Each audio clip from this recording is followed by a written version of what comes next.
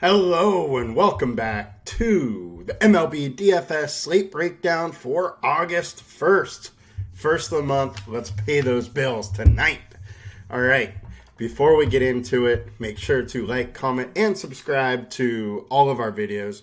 Helps us a ton. It allows us to keep giving us all this content for free. And if you have not already, come join us at LineStar. It's only $29.99 a month. Gets you access to all of our props, all of our DFS.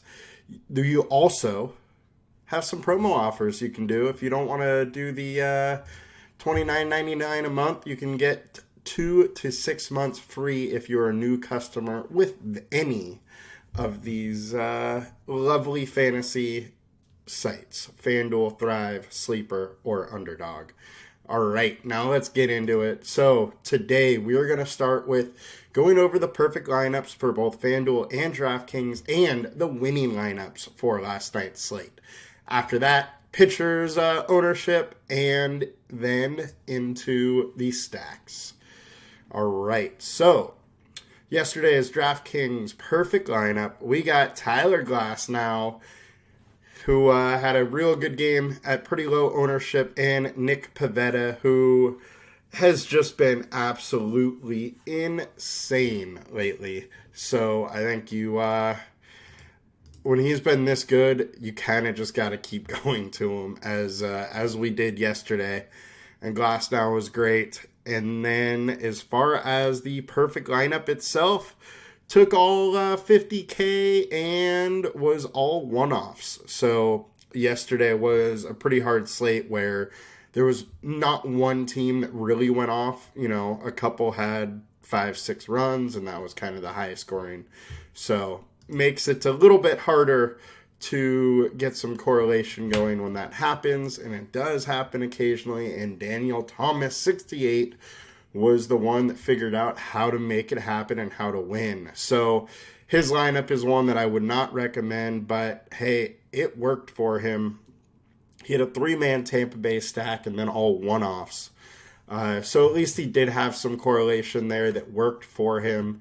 And having that little bit of correlation was a big help, as, you know, it just made that it's so he didn't have to get quite as much right. But congrats to him. Big winner. Nice work. Now let's check out the FanDuel slate.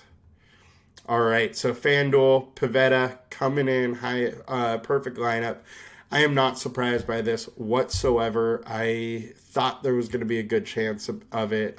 We did talk about him, and specifically on FanDuel, we talked about him because with him starting, it gave the ability to get that quality start bonus as well, which he absolutely did. He had 10Ks to go along with it. A real nice day. Then we talked about Houston. We liked them. They went off yesterday. And then we had a nice 3-man stack in the perfect here. And then as far as the winning lineup, it was a 4-man stack with Houston, and then 2-man Angels, who we also talked about. We talked about how Morton was going to be a higher owned stack, and the Angels were a pretty nice cheap with that hitting weather leverage on the field. And Hopkins, Woody definitely did exactly that, and to the tune of 25K, he walked away. So congrats, guys. Nice little slate there. And now let's get into the fun. Let's get over to DraftKings, move myself out of the way, and we'll bring up some ownership data here. So we got a big game, big day, 14-game slate, a lot of different ways you can go. The only real weather situation we're worried about is the Padres at Rockies. It looks like it's going to be a pretty similar situation as to yesterday. Now, yesterday they played, but they played in the rain the entire game. Apparently, it does look like it might be like that tomorrow also. So I would expect that, you know, they try to get this game in. But we'll see, you know. You just watch the weather. Make sure you pay attention, as things from now can very well change in 3-4 hours and could look totally different there. So, all right, now let's jump into it. So Lance Lynn, highest owned pitcher, 40.6% owned. He is going to have his start with the Dodgers here. So he's coming over and he gets the cake matchup against the Oakland A's that everybody likes. Low WOBA, low ISO, 26% K rate. And Lynn can absolutely take advantage of this. He has a 26% K rate himself. The one thing that you have to talk about here is that it is warm in LA. It's going to be high 70s. The wind's blowing out. But Lynn has been very inconsistent, especially this year. FIP of 5.10 over his last 20. FIP of 6.24 over his last 5. And honestly, he is one of those pitchers where when everybody's on him, I usually get off. I would not be shocked whatsoever with this 47% fly ball rate that he allows a couple home runs. And then it really just comes down to, are people on base or not for that. So, for his price point, I totally understand why people are going there. And if he was low owned, I would be hammering this spot. But at high owned, I definitely have apprehension about playing him. But he projects decently at his price, so people are going to be on him.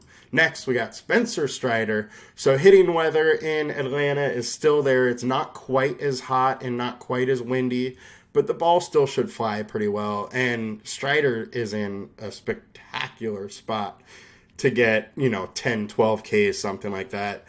The Angels strike out 27%. Strider's been unreal lately, 40% K rate. A FIP in the 2s. The combined K rate today is 34%. So he's in a really good spot. Angels do hit the ball hard versus righties. So there's potential for him to give up a couple runs, but it's going to be really hard to find anybody else on this slate with 10, 12 Ks. And Strider, I would say, probably does that today.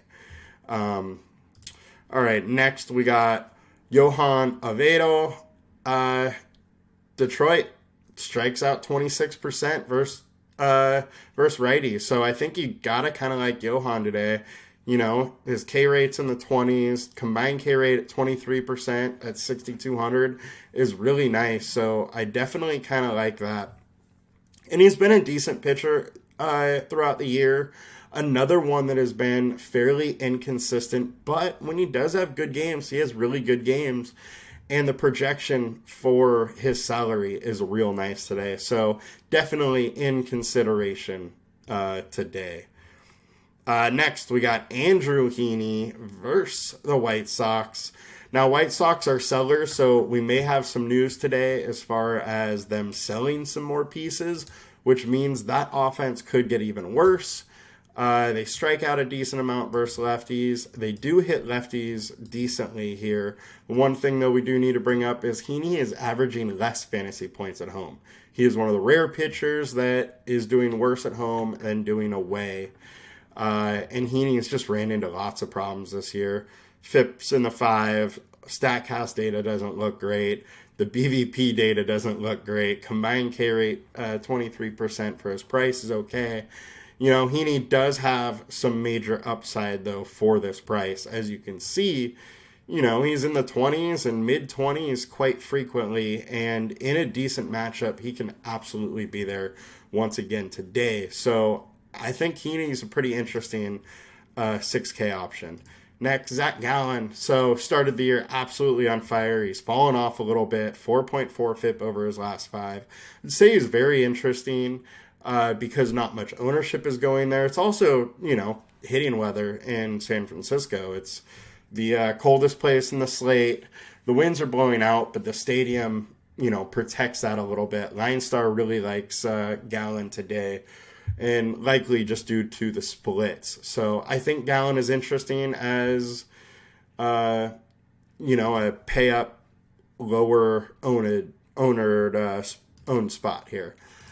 Justin Steele coming in next. Steele's been really good all year. He's another guy, low 3 FIPs over his last 20, 3.7 over his last 5. The one thing with him, he doesn't offer major strikeout upside.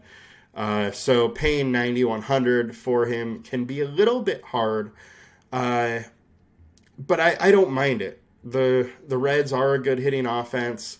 I could see you going there. I don't love it.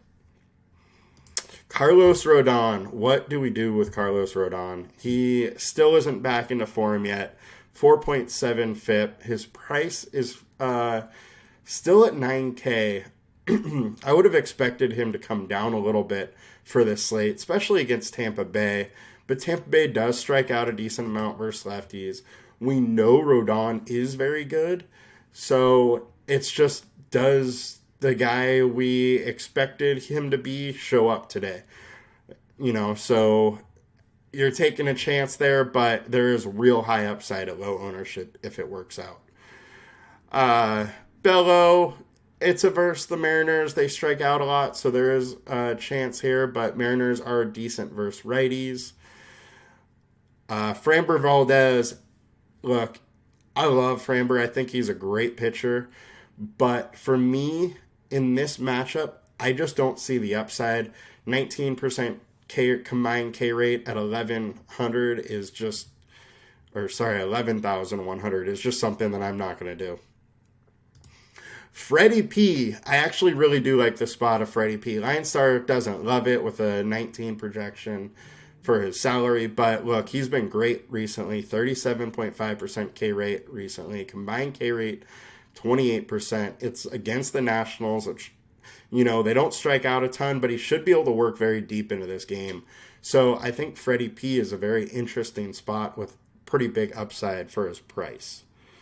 Now, if we go down a little bit, there were a couple. I should talk about Mikolas here. Mikolas is in a good spot versus Twins offense that will strike out a lot. 22% K rate at 6,900 is fairly interesting, and he's a good pitcher and pitching at home. So I do not mind that whatsoever. Quintana. Got to bring up Quintana. Look, Royals striking out 25%. Quintana so far, mid-twos FIP. You got to love that. Not a ton of strikeout upside, but the Royals do help out with that. And they're just not that great of an offense. So I'm very interested with him. They let him go 94 pitches last game, so he's, pretty much fully stretched out here. I think you could expect, 4 or 5 Ks from him and not many earned runs. Possibly get yourself a win with that as well. So I think it's kind of an interesting spot for a very cheap price. And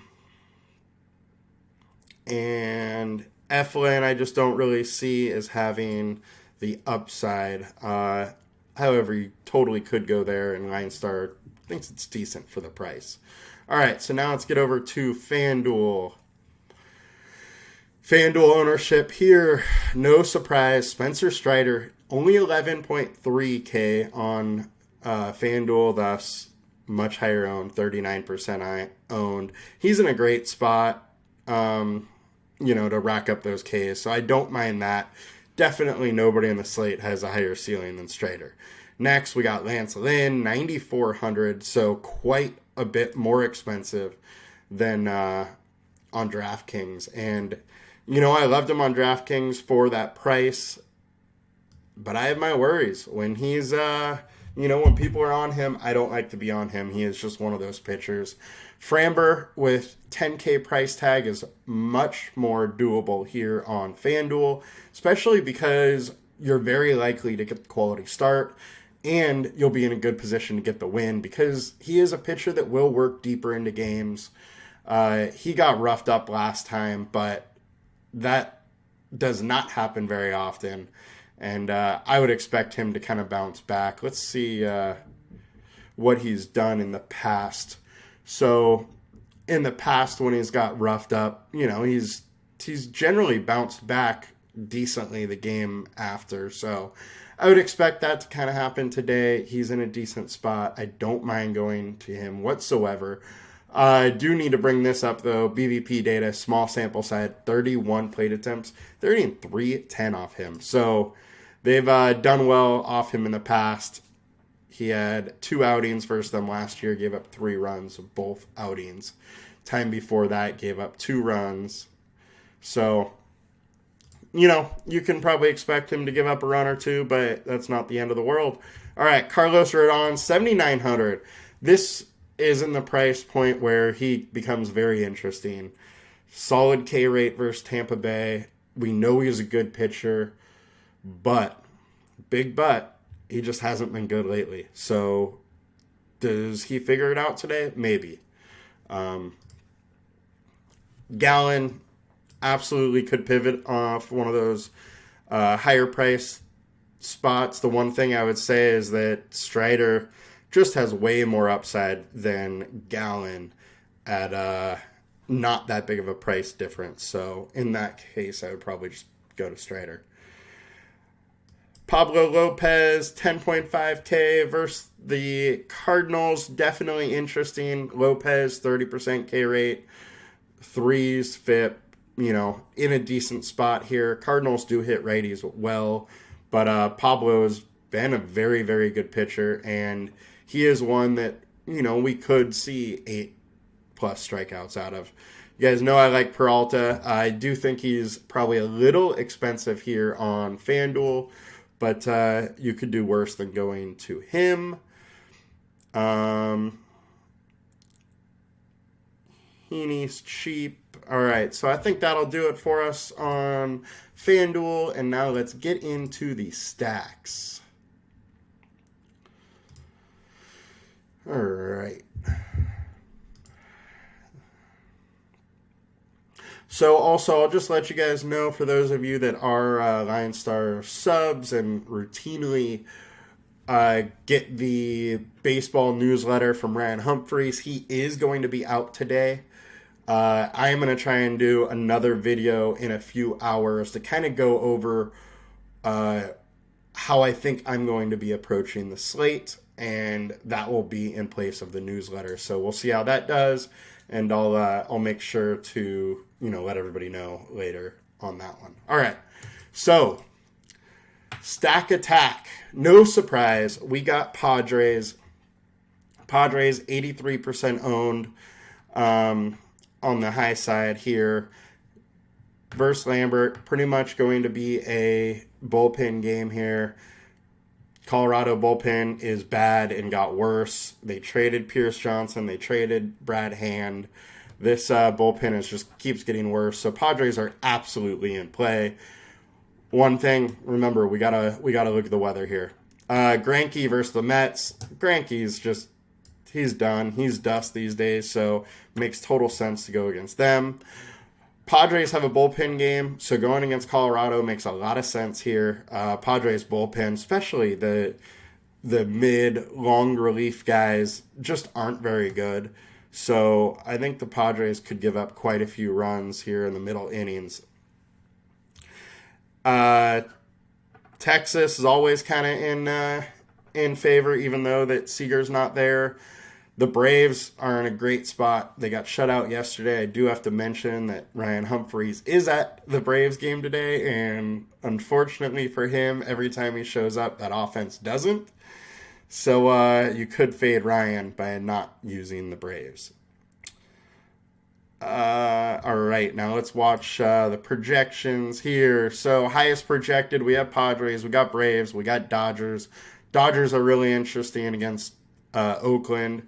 They likely have a starter and then Ken Waldichuk going long relief. However, it's not official what they do there yet. Houston versus Gavin Williams. Gavin Williams has been really good lately. However, he's throwing 4 innings. So we're going to see a lot of bullpen, and you can definitely pick on some of that Cleveland bullpen. Red Sox versus Bryce Miller. Bryce Miller hasn't been quite as good lately. 5.68 FIP. You could do worse than going there. All right, now let's look at some value spots here. Pittsburgh versus Matt Manning. Matt Manning has been really good lately, but he's another pitcher that's not working super deep into games. But you can absolutely go to the value stack of Pitt. Lance Lynn, there's going to be some leverage going Lance Lynn here, picking against him and going with Oakland. And Oakland is kind of an interesting offense. They got some speed, they got some power. You could definitely win with a stack of the Oakland A's. one thing that we should probably talk about is they're just coming off a Colorado series, and so a possible Coors hangover is definitely, in play there. Don't mind Seattle versus Brian Bello. Bello hasn't been great lately. Seattle's got some bats, so that's an interesting one. And Baltimore is one I really want to bring up. Hyun-Jin Ryu has not been great the last couple of years. He's making his first start today, and in AAA, in his minor league assignments, he allowed 2.5 home runs per 9. He now is going to come to the majors, and last year in the majors, he allowed 1.7 home run to 9. So I think there's a good chance that he gets hit kind of hard today, and Baltimore has a lot of guys that can hit the ball hard. Diamondbacks always kind of in play. Now let's check the ceiling. Braves, Houston, Dodgers, all the normal suspects here. Cubs are an interesting one. It's like 80 degrees in Wrigley today. The wind is blowing in, but Lively is not that great of a pitcher. You can definitely pick on them. And the Cubs bats have been kind of hot lately, so they're a pretty interesting stack there. All right, that'll do it for us today. I'll be back in a few hours for a little bit more about how I think I am going to approach the slate. And you guys have a good one. Good luck today. Let's do it. Let's make some money.